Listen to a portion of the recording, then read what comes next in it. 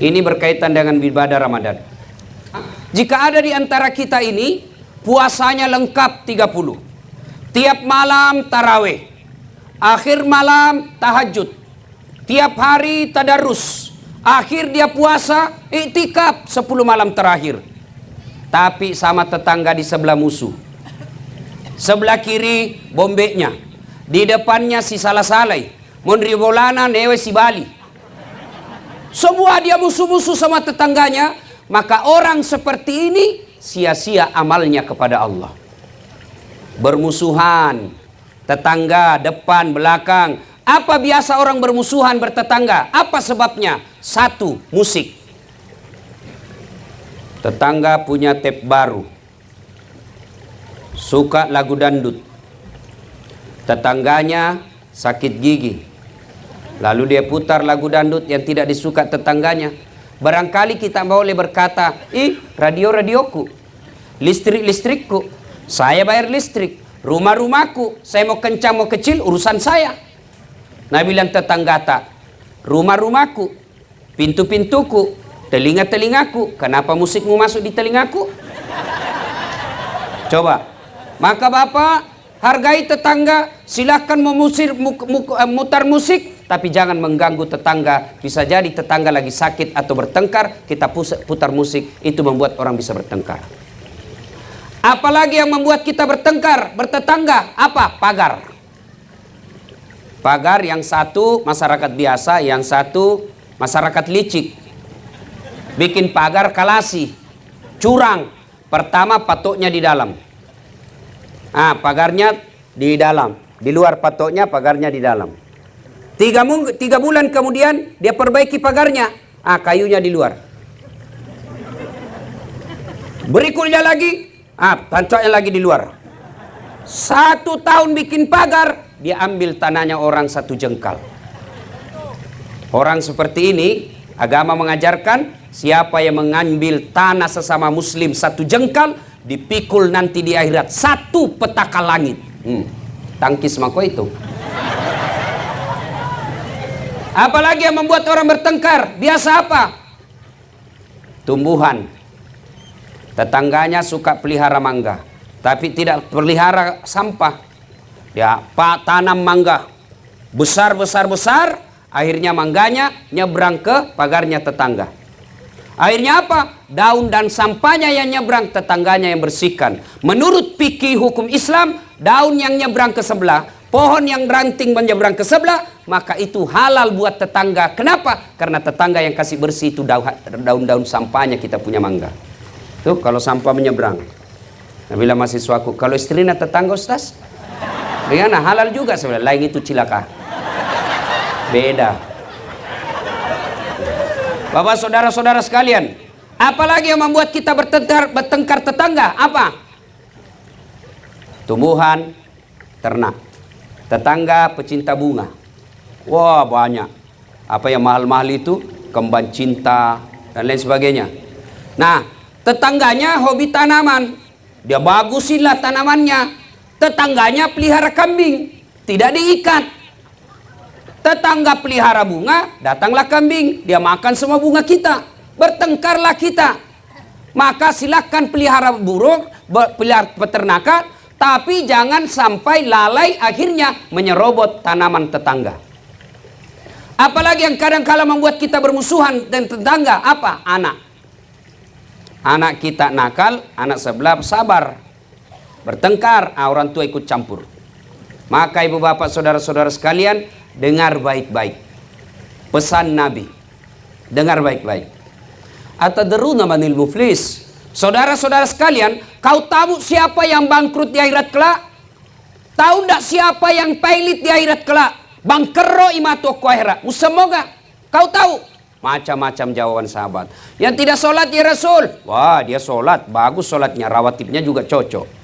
Yang tidak puasa Ramadan ya Rasul. Dia puasa Senin Kamis lancar. Yang tidak bayar zakat ya Rasul, lengkap zakat hartanya, zakat fitrahnya. Yang tidak haji padahal mampu, dia sudah haji, tiap tahun dia pergi umroh. Kalau begitu, siapa yang bangkrut ya Rasul? Nabi menjelaskan, jarusu wa khati'ur rahim, tetangga yang sahat sama tetangganya dan yang memutuskan persaudaraan. Coba, heran sahabat. Kenapa bisa bangkrut? Dia bagus sholatnya, bagus puasanya, bagus hajinya, bagus zakatnya. Kok bisa bangkrut? Nabi menjelaskan, betul. Hubungannya kepada Allah baik, tapi hubungannya kepada manusia hancur. Maka amalnya kepada Allah habis hanya untuk bayar dosa-dosanya kepada manusia. Maksudnya apa ya Rasul? Dia setorlah pahalanya. Ya Allah, ini sholatku. Datang tetangganya, tunggu dulu. Saya pernah bertetangga di kampung apa namanya? Nah yaitu, saya bertetangga, mantan-mantan dia tentara, ada tembaknya, dia serobot saya punya tanah. Gara-gara tanahku diambil 1 meter, saya tidak punya got. Setiap hujan banjir rumahku, 4 tahun saya selalu kebanjiran. Saya minta keadilan ya Allah. Saya mau lawan waktu itu, begitu saya mau maju, dilihat pakai loreng, ada tembak, nah mundur lagi. Akhirnya Allah berfirman, hari ini hari seadil-adilnya pembalasan. Silakan kau ambil salatnya orang yang pernah ambil tanahmu. Sudah, habis salatnya. Setor lagi puasanya. Ya Allah, ini puasaku. Datang tetangganya, tunggu dulu. Saya juga pernah bertetangga situ di Polres. Kenapa? Dia fitnah saya. Katanya anakku ya lurus rambutnya, bukan anaknya suamiku, karena suamiku keriting rambutnya. Dia tidak tahu anaknya lurus rambutnya karena sudah direbonding. Gara-gara fitnahnya satu komplek memusuhi saya, hilang saya punya martabat. Saya minta keadilan. Allah berfirman, hari ini memang hari seadil-adilnya. Ya sudah, ambil dia punya puasa. Sudah habis salat, habis juga puasa. Dia setor lagi hajinya. Ya Allah, ini hajiku. Tunggu dulu, saya juga pernah sekantor di Polres. Dia tuduh saya, katanya mobilku hasil korupsi. Gara-gara fitnahnya 7 tahun saya tidak pernah naik pangkat. Saya malah dipindah ke pulauan. Saya minta keadilan. Allah berfirman, ya sudah, kalau begitu ambil dia punya haji. Habis seluruh kebaikannya, puasanya habis, zakatnya habis, sholatnya habis, hajinya habis. Masih ada orang yang pernah disakiti. Saya juga pernah disakiti itu orang, ya Allah. Saya di black campaign, akhirnya saya tidak terpilih. Saya difitnah kiri kanan, saya habis uang, tidak ada yang pilih saya gara-gara fitnahnya. Nah sekarang saya minta keadilan. Lalu dia bilang yang tadi banyak amalnya, peko ni carana puang. Bagaimana lagi caranya, sudah habis amalku. Allah berfirman, sini adil, biar sebiji sarah ada balasannya. Apalagi Allah, habis amalku, apa saya mau bayar? Allah berfirman, kalau begitu ambil dosanya orang yang pernah kusakiti. Nauzubillah bin zalim. Maka akhir Ramadan kita rayakan biasa selesai Idul Fitri. Tradisi orang Indonesia ada yang disebut halal bihalal. Kita saling menghalalkan. Sakit hatiku Ustaz, nafitnaka, maafkan saja, biar Allah yang balas. Kalau Allah yang balas Pak, bukan cuma dimutasi, susah hidupnya.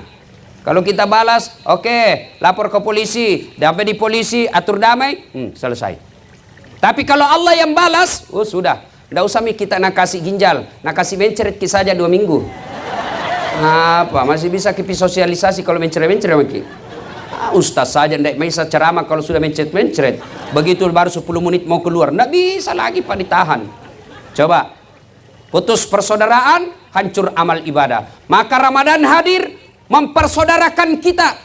Saya perjalanan tadi dari Donggala, saya singgah di satu masjid, lalu saya sampaikan selesai maghrib, saya ceramah, sampaikan inilah nikmatnya Islam. Kita di mana saja sampai masjid, tidak pilih kamu orang apa, kamu suku apa, kamu partai apa, kamu siapa kau pilih. Begitu kita masuk masjid, kita bersaudara. Suatu kali Nabi bertanya kepada sahabat, siapa yang tahu umatku di antara kalian, hamba Allah yang paling menakjubkan imannya? Jadi makutani Nabi tak, kira-kira makhluk yang paling menakjubkan imannya itu siapa? Sahabat menjawab, para malaikat ya Rasulullah. Nabi menjawab, bukan, ternyata sama malaikat. Bagaimana mereka tidak beriman kepada Allah? Mereka bisa berdialog langsung dengan Allah. Jadi tidak istimewa itu. Mereka beriman kepada Allah para malaikat karena mereka bisa langsung melihat kepada Allah. Lalu sahabat berkata lagi, kalau begitu Para nabi dan rasul yang istimewa imannya. Kata Nabi, tidak. Bagaimana kami tidak beriman kepada Allah? Kami menerima wahyu, bisa berdiskusi dan bicara langsung dengan malaikat. Ya wajar kalau kami beriman. Lalu sahabat lagi berkata, kalau begitu kami ini sahabatmu ya Rasul. Nabi bersabda, bukan juga kamu. Kenapa? Bagaimana kalian tidak beriman kepadaku? Mereka tidak beriman kepada Allah. Kalian ketemu dengan saya, kalian melihat mukjizat, kalian bisa berdialog dengan saya. Ya wajar kalau kau beriman kepada Allah dan Rasulnya, kau melihat saya. Kalau begitu seluruh sahabat berkata, kalau begitu siapa ya Rasulullah? Kira-kira siapa? Saya tanya, bapak-bapak pernah ketemu Allah? Bapak pernah ketemu Allah? Coba jawab, pernah ketemu Allah? Tidak. Pernah ketemu Nabi? Pernah lihat mukjizat? Pernah lihat mukjizat Nabi? Subhanallah, tidak toh? Tapi apa bapak beriman kepada Allah? Beriman kepada Allah dan Rasulnya? Beriman. Luar biasa. Tidak pernah ketemu Allah, tidak pernah melihat Nabi, tidak pernah melihat mukjizat, tapi beriman kepada Allah, percaya kepada Allah dan Rasulnya. Maka kata Nabi, kalian inilah yang menjadi orang-orang yang menakjubkan imannya, yang insya Allah bersama saya nanti minum di telaga Al-Kautsar. Kita semua lah ini tidak pernah lihat Nabi, tidak pernah ketemu, tidak pernah lihat mukjizat, tapi kita datang sholat subuh. Itu bukan karena menunggu hadiah, bukan karena mengharap bonus, ada pembagian baju seragam, ada pembagian sembako. Kalau datang, memang dilihat hadiahnya. Sekarang apa ada yang mengharap beras datang ke sini? Tidak. Apa yang menggerakkan Bapak datang ke sini? Karena percaya kepada Allah dan beriman kepada Rasulullah. Maka itulah orang-orang yang menakjubkan imannya. Kita lah semua ini. Tapi apa cukup sampai di situ? Belum. Sebab Nabi pernah. Assalamualaikum warahmatullahi wabarakatuh. Salat maghrib. Assalamualaikum warahmatullahi wabarakatuh. Ada sahabat namanya Sa'labah. Ini Sa'labah. Assalamualaikum warahmatullahi wabarakatuh. Sahabat yang lain bersikir, Allahumma antas salam.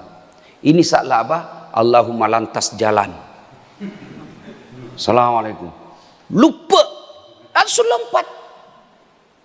Sahabat yang lain bersikir, ini langsung lompat pergi.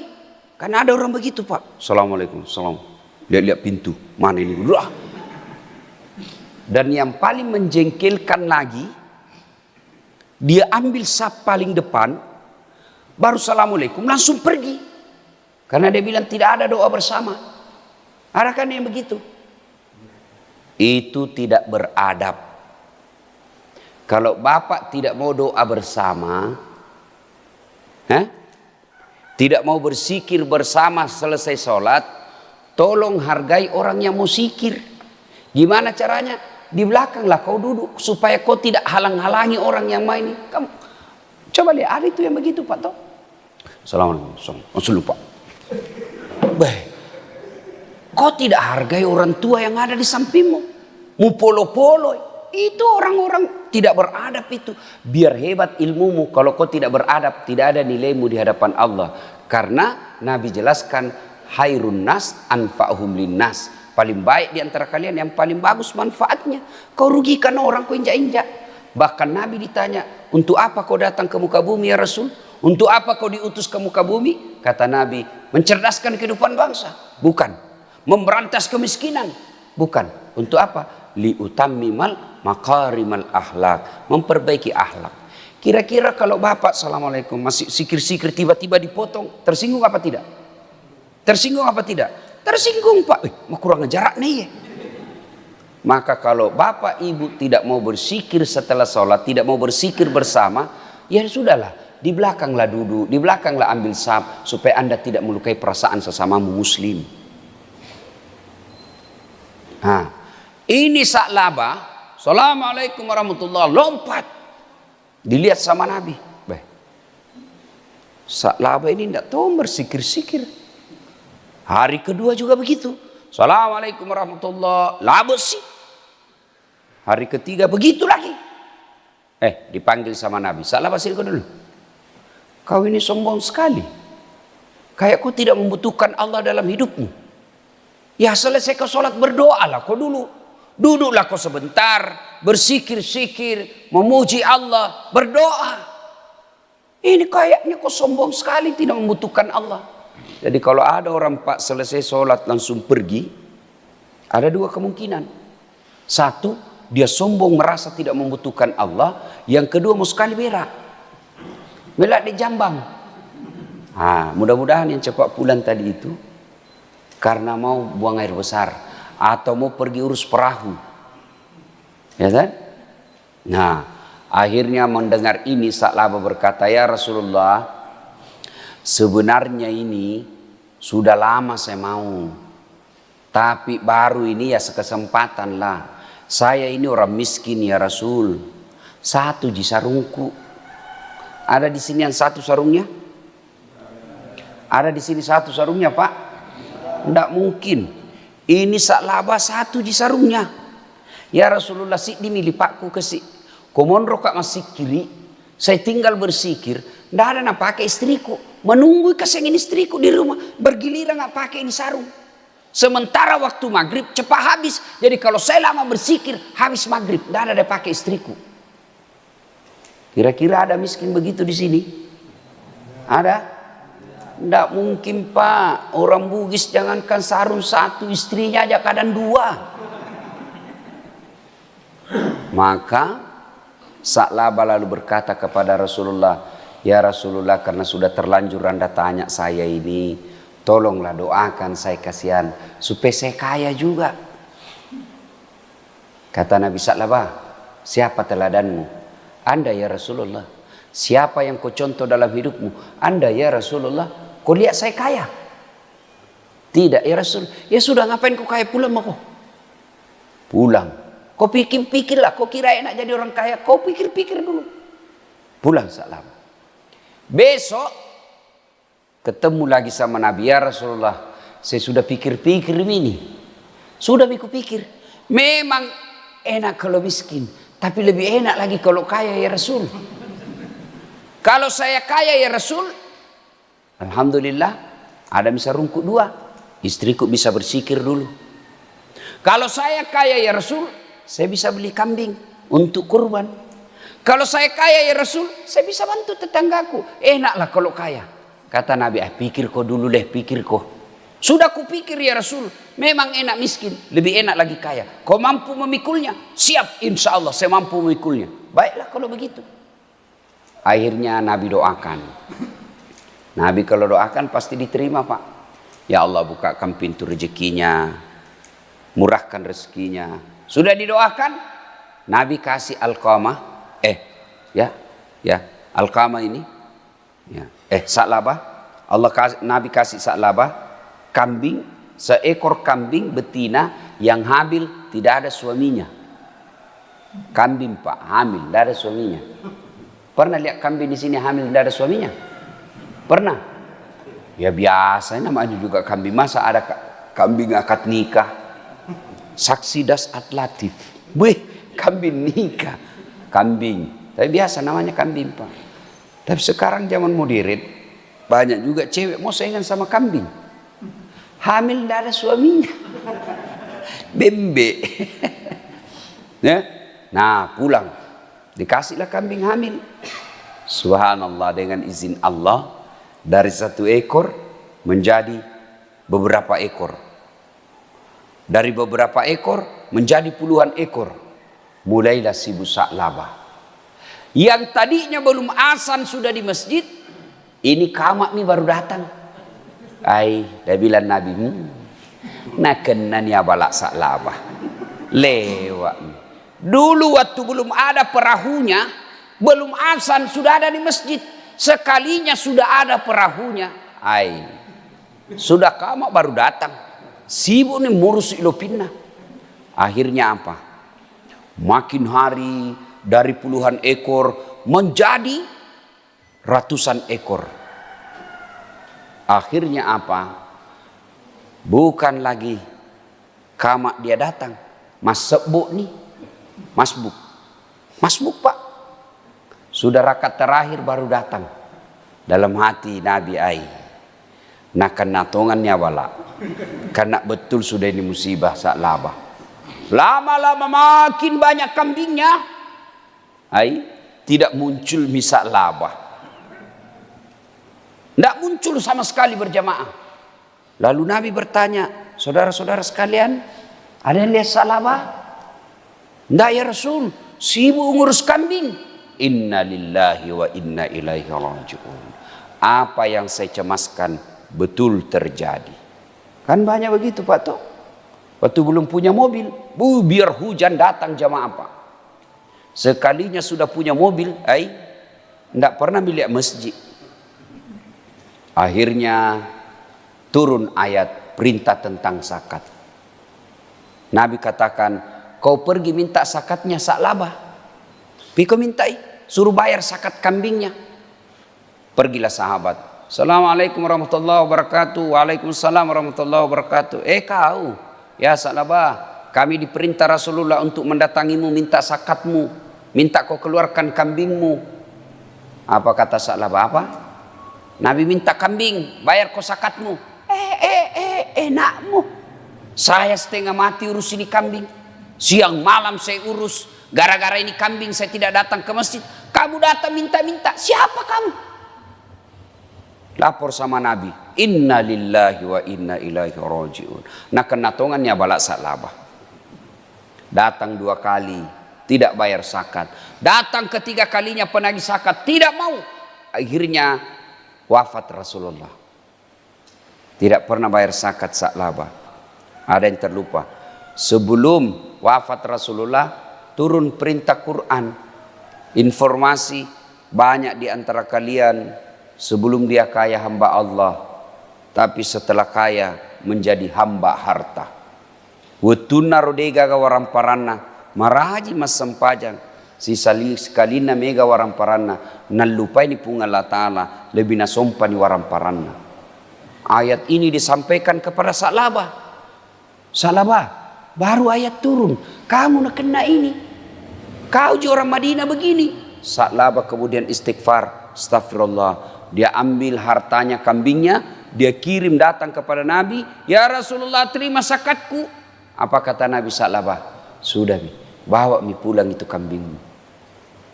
3 kali saya pergi. Utusanku 3 kali itu sahabatku kau suruh tapi kau tidak mau bayar. Sudah kau kasih malu saya. Bawa itu Andre. Kalau orang Bugis Andre kau lah buaja. Andre mana nih? Maka pulang. Wafat Rasulullah. Sa'labah datang bawa zakatnya kepada Umar. Abu Bakar. Abu Bakar kata, mana saya berani? Nabi tidak terima. Apalagi saya tidak berani saya. Wafat lagi Abu Bakar diganti oleh Umar. Ya Amiral Mukminin, terima zakatku. Kata Umar, Nabi tidak berani terima. Abu Bakar tidak terima. Mana saya berani? Akhirnya gelisah Sa'labah,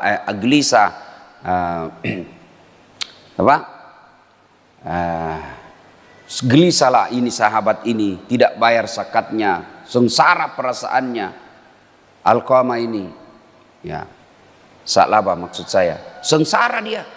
Nabi tidak terima zakatku. Abu Bakar tidak terima zakatku. Umar tidak terima zakatku.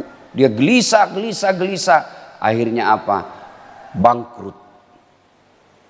Mati semua kambing-kambingnya.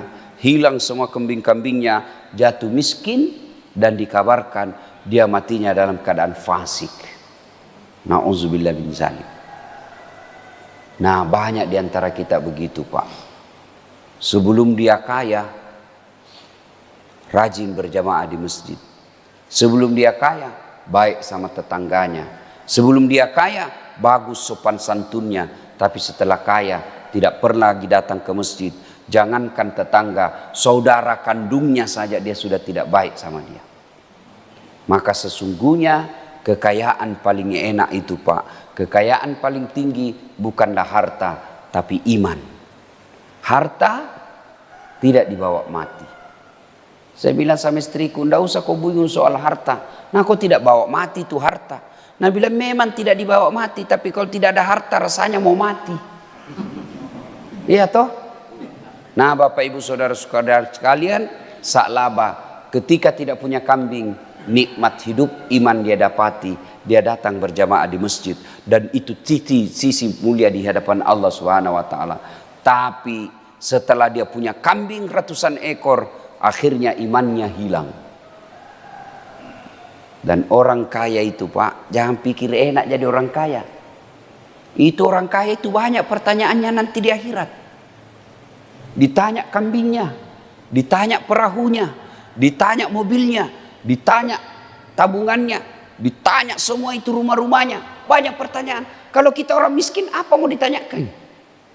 Rumah, kontrak, mobil, angkutan umum, motor, Grab, Gojek, sepeda, tidak punya.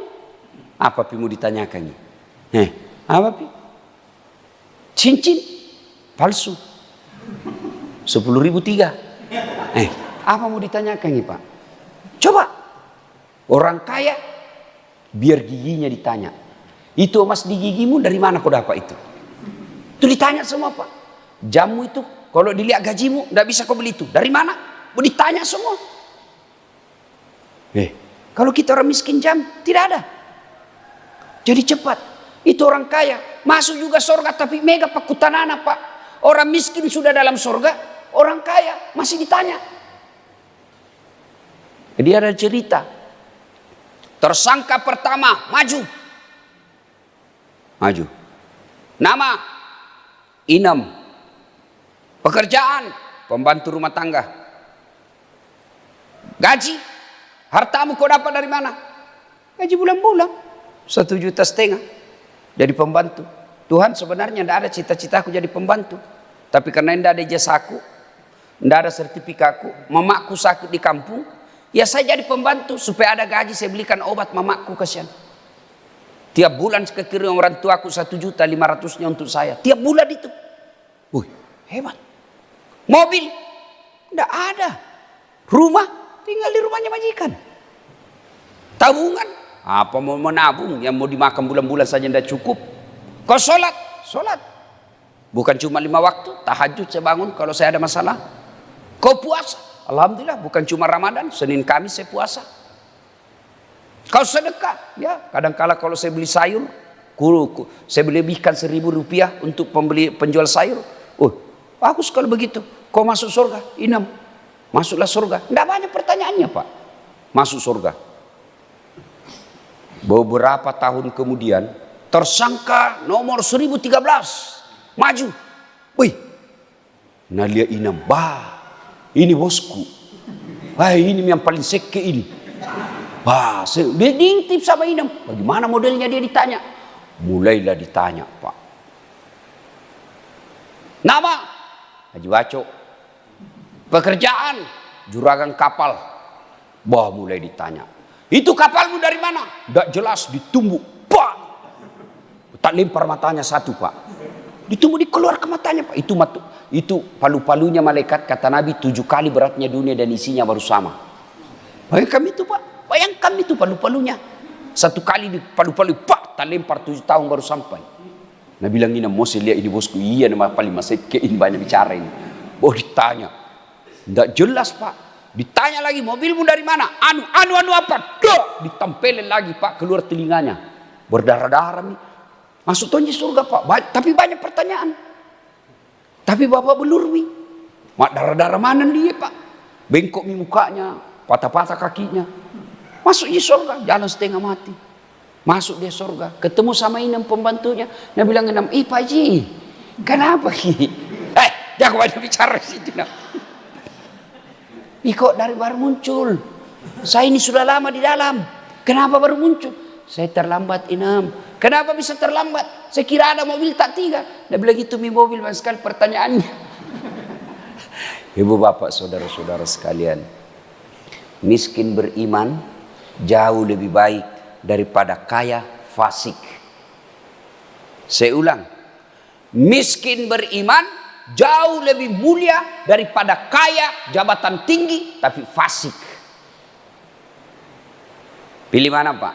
Miskin beriman, kaya kafir. Pilih mana? Pilih mana?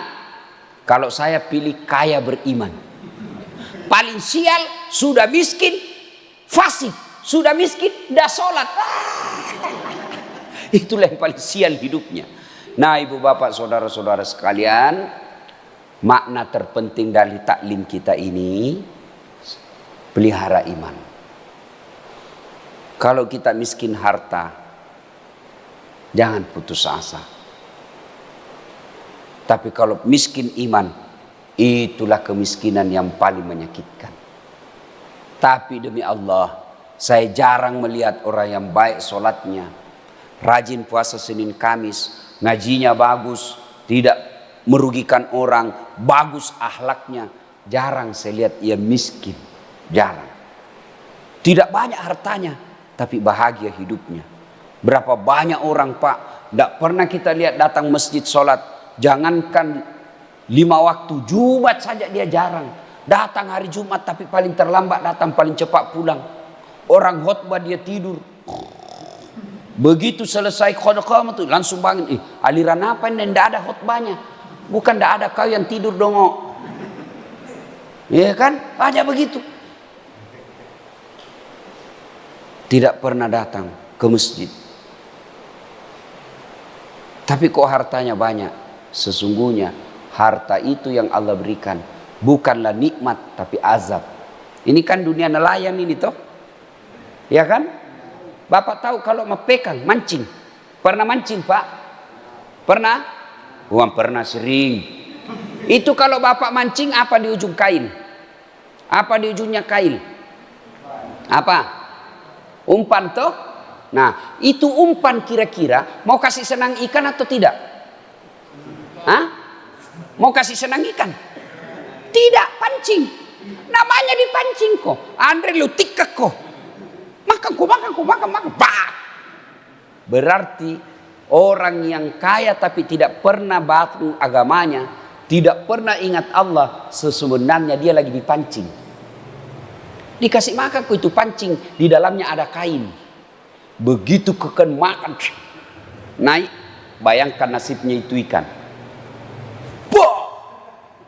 Kepalanya langsung dipotong, direbus, dikasih garam. Coba, begitulah orang kaya yang tidak bagus imannya, dikasih terus supaya dia semakin jauh dari Allah Subhanahu wa taala. Nauzubillah min zalik. Nah, ibu bapak saudara-saudara sekalian, ini saja tausiah kita, mudah-mudahan ada manfaat. Jangan lupa tetap jaga kesehatan, ya. Jangan lagi kita bilang tidak ada corona. Kalau ada orang bilang tidak ada corona, sini saya bawa ke ruang isolasi. Orang yang kena corona jangan pakai masker. Maka caranya adalah pakai masker, ya. Pakai masker. Ini bagus ini masker. Tidak ada ruginya orang pakai begini. Tidak ada ruginya Pak. Ya, hidung insya Allah terhindar dari debu. Insya Allah. Kalau terhindar dari debu hidung, dek nak kena influenza. Ya. Nah, caranya memelihara kesehatan ini, satu, hidup sehat. Minimal istirahat 8 jam kalau tidur. Jangan begadang. Makan yang bergizi. Ya. Ustaz, mana mau bergizi Ustaz? Nah, kita ini tidak punya pembeli daging, tidak usah makan daging. Makan bergizi itu satu syaratnya halal. Jangan makan yang tidak halal. Ya. Jaga perasaan, jangan selalu cemas, jangan suka berkelahi, jangan selalu dendam. Orang yang selalu enak perasaannya, hatinya selalu bahagia, imunnya meningkat. Kalau imunnya baik, maka biar masuk imun, biar masuk kuman, imun usir itu kuman. Imun itu daya tahan tubuh. Dan umumnya nelayan Pak, daya tahan tubuhnya kuat. Kuat dingin, kuat matahari, terendam air laut itu sumber obat. Ya, insya Allah. Nah, sudah itu jaga jarak, pakai masker, jangan pernah pegang tangan sebelum cuci tangan, jangan pernah pegang muka sebelum cuci tangan. Insya Allah, selebihnya bertawakal kepada Allah Subhanahu wa taala. Ibu Bapak, demikian kita tidak buka sesi tanya jawab sebab saya harus ke bandara jam 7 dan saya harus pulang dulu mandi, prepare, persiapan dan lain-lain sebagainya. Insya Allah lain waktu dan kesempatan. Terima kasih Sulus Serukuk Mana. Saya dengar di sini banyak orang Bugis, ya. Jaga marwah dan harga diri orang Bugis. Ajak tama pakai sirik-sirik ko kampung natawe.